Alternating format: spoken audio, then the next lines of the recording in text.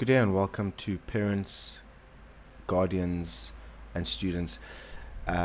This is the explanatory video for your Term 4 report, your final report. I'd like to first of all take this opportunity to congratulate you on completing the course, and if you are returning to us next year, good luck for another year ahead, and if you are finishing your time with us, we wish you all the best for the future. I'd like to extend that thanks from both UXI Sport and the Institute where you were placed.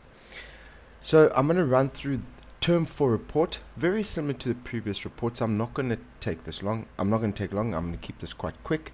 So in the top, we've got our fitness versus strength. So as you can see, if you scored low on the strength scale, you're on this side, high on the strength scale towards this side, low on the fitness scale this side, high on the fitness scale this side. So as you want to get as close to this corner as possible. All the grey dots you see is every other person at the Rugby Institutes, and the highlighted dot is where you placed.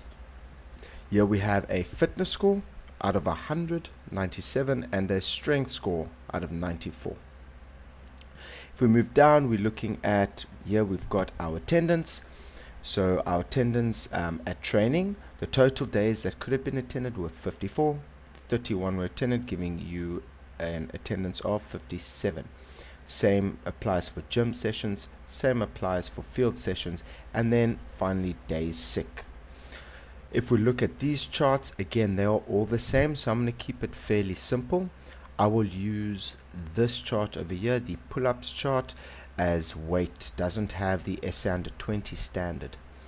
So here we look at your 2021 score, and then your end, so that would be on intake, and then your term 1, your term 2. So 2021 would be, if you are a second year or third year student, it would have been your final scores from last year.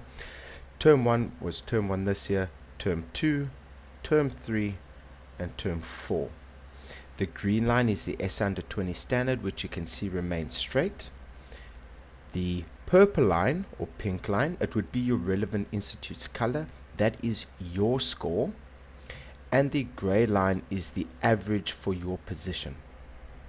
So the same can be followed for all of these tests. Just to remind you, weight is dependent on muscle mass, etc. Body fat, ideally that you would like to sort of remain relatively the same or decrease, and if it remains relatively the same but you have increase in weight, then we put it on clean muscle mass. Pull-ups, higher the better. 1 rep max bench, so that's how much you can press with 1 rep. Higher the better. 3 rep max squat, 3 repetitions, as much weight as you can, higher the better. Vertical jump, how high you can jump, higher the better. Medicine ball throw, it's an upper body power activity, how far you can throw it, higher the better. Repeated sprint, that is a certain amount of time you have to cover as much distance as possible. The higher your score, the better. It's out of 6 sprints. Then the Bronco, you have 5, you get time to cover a particular amount of distance, so here the lower your time, the better.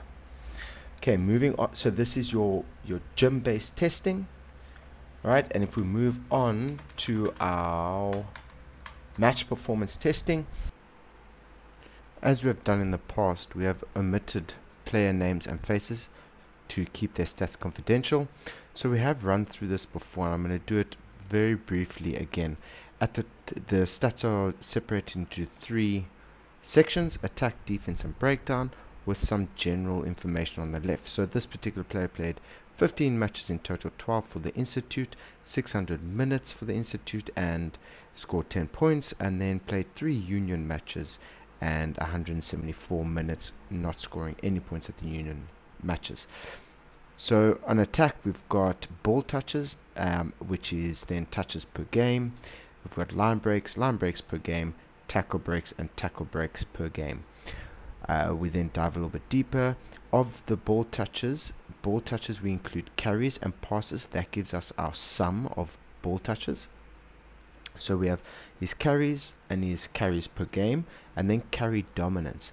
Now, just to explain dominance again, it's the same with tackle dominance. At the point of contact, there's an imaginary line.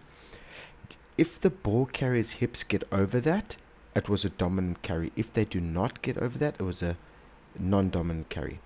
If he was in a tackle position and his hips get over that line, it's a dominant tackle, and if they don't, it's a non-dominant tackle. We have pass effectiveness. An effective pass is one that is slightly in front of the receiver and somewhere between his head and hips. We then have offloads and offloads per game. On defense, we've got total turnovers per game, and then we look deep into where those turnovers took place. Total tackles, tackles per game, tackle dominance. We then have missed tackles per game, and tackle completion. Tackle completion is a successful tackle, so tackle missed, tackle made. That's your total successful tackles divided by your total tackle attempts. Then at the breakdown, 51 cleanouts with an average of 3.4 cleanouts per game. Cleanout effectiveness, total bridges, that's where you're trying to protect the ball, 98, 6.53 per game with an effectiveness of 64%. His total poach attempts, so total attempts to steal the ball. His average per game, his effectiveness at poaching. That's just whether or not his poach attempt was successful.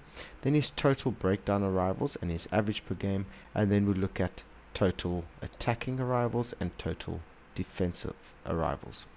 Then moving on to a little bit more of the match stats, we look at the averages for that positional group. So just quickly, again, breakdown, attack, and defense. All of these scores are quickly, it's easy to see where the positives are by looking at the green. So this is a loose forward, so you'd want them to be strong in the carrying department, in the breakdown department, and at the tackles. So high tackle rate per 80 minutes, high attacking breakdowns and defensive breakdowns per 80 minutes. So if we look at this example, all right, we've got 9.92 breakdowns, attacking breakdowns per 80 minutes.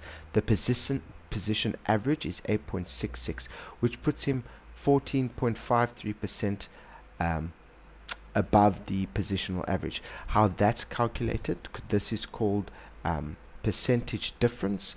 Percentage difference says we take the difference, so so let's use this example, for example. So here's 64%, but the position average is 82%. The difference is about 18, and then it's 18 divided by 82, and that gives you your difference.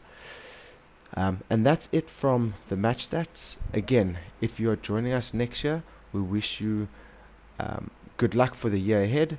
And if you're not joining us next year, we wish you all the best for your future. Thank you and goodbye.